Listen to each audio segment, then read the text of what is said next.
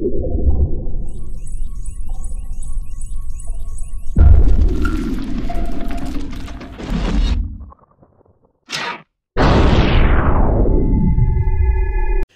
today's video, we will be talking about circuits. After watching this video, you should be able to describe what a circuit is, know the rules necessary to allow electrons to flow in a circuit, and understand what current is. So the first thing I want to talk about is, again, revisiting electric potential. Because electric potential is a huge component in terms of making a circuit operate. So here we have basically two charged plates creating an electric field. Okay, so this one has a bunch of positive charges and it's called high potential. Here we have a plate with low potential, a bunch of negative charges. Okay, and say a positive test charge is placed between the plates, and let's say I put it right here, okay, right next to this area of high potential. What would happen to that positive test charge? Would it want to stay here? Would it want to move closer to this plate, or would it want to move down? Well, the answer is it wants to move down, right? It wants to move towards this area of low potential, okay? This movement of a positive test charge would basically occur naturally. There's no work necessary to cause this movement to go from an area of high potential to an area of low potential. But what happens to the potential energy of this particle? Well, if it's moved down, well, right now anyway, I should say, its potential energy would be high, okay? So the potential energy is high. But let's say now it's down here. Now its potential energy would be low, right? It wouldn't have a lot of potential energy, okay? And again, this would be a natural process, something that would occur naturally. Okay, keep that in mind as we talk about circuits today. What is a circuit? Basically, a circuit in its simplest form is a closed loop through which charges can continuously move. Okay, and basically, for right now, we're going to be dealing with batteries that are going to be providing the push or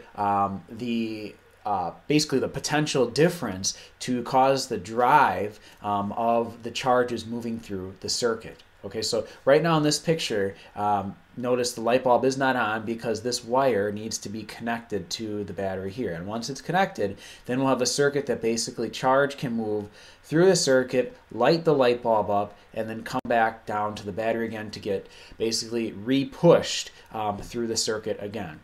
Okay. There are two requirements for electrons to flow in a circuit. Basically, a potential difference must exist, which is known as a voltage. Okay, there has to be a voltage within the circuit to cause basically electrons to actually move and flow. And so if you want to think of voltage like a pressure to push electrons along, that's fine with me. But basically, it's kind of like the driver, if you will, of electrons. The other requirement is that the circuit must be closed, okay, meaning that the wires are all connected.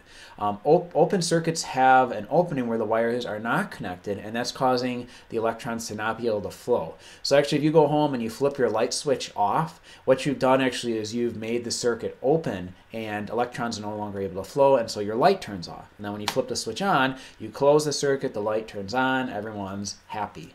Okay. So there's a new term that we need to talk about. So far we talked about voltage. The second term I want to talk about is something called current. So if you meet the two requirements from the previous slide, that there is a voltage in the circuit and the circuit is closed, meaning that the wires are all connected, then charge will flow. And the flow of charge is called current. And the symbol used to represent current is I. All right, and I know that doesn't make a ton of sense, but C is already kind of used up already, so they had to use I. So current is represented by I, and current is the rate at which charge flows past a point in a circuit. Okay, so the rate at which charge flows past a point in a circuit. And so another way of looking at current is I equals, and the symbol for charge is Q. Okay, and that is actually the coulomb, right? Charges are measured in coulombs. And then time is measured with the symbol T. So how many coulombs are flowing past a point per second? Okay, and the unit used to measure current is something called amps or amperes, and that's used. The symbol A is used to represent that. Okay, so 1 ampere is 1 coulomb per second. Okay, 1 coulomb of charge per second would be passing by a point. Okay, so kind of an analogy you could use would be if you stand out in the hall during passing time, you could watch and see how many students passed by the physics classroom per second. Okay, and that would be the current of students, if you will. All right, so what direction does current flow? This will seem really confusing, and it's a shame that it's this way, but this is just kind of how the cookie crumbles, right? The particles that carry charge through wires in a circuit are actually electrons. Okay, remember, electrons are small, they're agile, they're quick, they're happy to move, whereas protons are fat and lazy and don't want to do anything. Okay, well, Benjamin Franklin was kind of the guy who was kind of on the frontier of electricity and current and all that good stuff, and he made an assumption that positive charges are actually the ones that carry current or carry the charge. All right, so that basically he thought a bunch of positive charges were flowing through this circuit, and he was wrong. So what ended up happening is basically everyone assumes, and what's called normal convention, everyone assumes that these charges are positive. Even though it's not right, we all assume that it's positive. And why that's important to note is because whatever direction you would decide the current to flow is going to determine some other things that we'll talk about later on in future lessons. But for right now, if you assume the current is positive, which is what you should do, at the positive point of a battery, will a positive charge want to hang out here? The answer is no. It's going to be pushed this direction around the circuit, right, until it gets to this area of low potential. Okay, and this is actually this is actually the battery's job now. Once this positive charge gets this area of low potential, it's like, ooh, that was a tough journey. I'm done. Okay, I'm good for the day. Well, the battery says, no, you aren't done, and it gives it a push to come back up to this area of high potential, and then the journey starts all over again. The positive charge does not like being there, so it gets sent around the circuit again to basically repeat the pattern over and over again. What really is happening is actually just the opposite. The current is negatively charged electrons, and it's actually going in the opposite direction, but we will not ever do that in this class. We're always going to use what is basically used by the entire world, this conventional current that basically the charges are thought of to be positive. They're moving through a circuit. But I'm just giving you a heads up, that's actually not what's happening. They actually are negative electrons, but I won't ever bring that up again just because it causes more confusion than it's worth. Okay, so far today we have talked about batteries, we've talked about current. In the previous lesson we talked about voltage, and so we're kind of getting to a point where I'd like to share an analogy that I found useful when talking about circuits, and this analogy will come up again and again in more and more lessons as we learn more and more about circuits. Okay.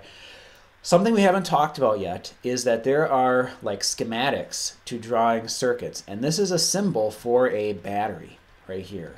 Okay, and basically the bigger line is the positive area of the battery, and the smaller line is the negative area of the battery.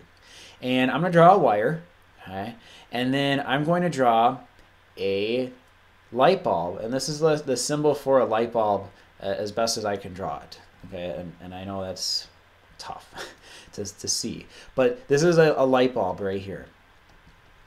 Okay. I like to think of circuits kind of like skiers, and your book uses, I believe, a water park, and a lot of science books use that analogy of like current is like water flowing through a circuit. The reason I like skiers is because I feel like people are easier to visualize than, say, water, which is hard to visualize individual molecules of water. Basically, if you've ever gone skiing before, or if you can picture going skiing before, you get to the base of the mountain, right? And you're like, okay, I'm ready to go skiing. And so you take a ski lift up to the top of the mountain. One way to look at the battery is the ski lift. Okay, it is the thing that's going to actually lift you up to the top of the mountain. So you're down here by this negatively charged or low point, and that's what I'm actually going to call this, is a low point. And the ski lift, or the battery, brings you up to the top of the mountain, or the high point, which is right here, the positive area of the battery. Okay, so now you're at the high point, and you as the skier start to go around this circuit. Okay, and basically you can think of the wire as flat area of the hill. It's not, you're not actually going down yet. The points that you go down will be areas in the circuit that actually use your energy. Okay, and so a light bulb, for instance, would be an area that you'd be going down a hill. Okay, and basically when you go down a hill, you lose potential energy as the skier, and that's actually what a light bulb does, is it takes energy from these charges that are moving through the circuit. Okay, so you go down the hill, which is now a light bulb, and you continue to move along, and then you get back to the beginning of the circuit to then go on the ski lift again, be lifted up to the top, and repeat the pattern all over again.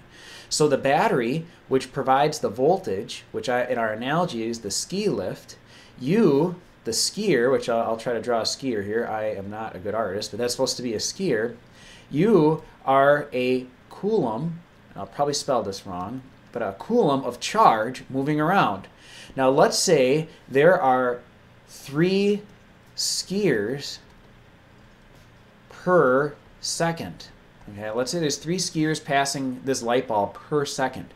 We have a name for that we just learned about in this lesson, and that's called the current, right? The current here would be basically 3 coulombs per second, or also known as 3 amps. Okay, of current would be passing by at any point in this circuit right now. Okay, I mean, you'd have 3 amps here, 3 amps there, 3 amps there. It wouldn't matter where. The current is going to be the same throughout the entire circuit. Okay, so I will continue to use the skier analogy. I think it's useful and helpful in terms of kind of looking at things, and this is just the tip of the iceberg. There's more to come, so if you're as excited as I am, I can't wait to share more about skiing. Okay, I will end the video here, and I will see you guys next time.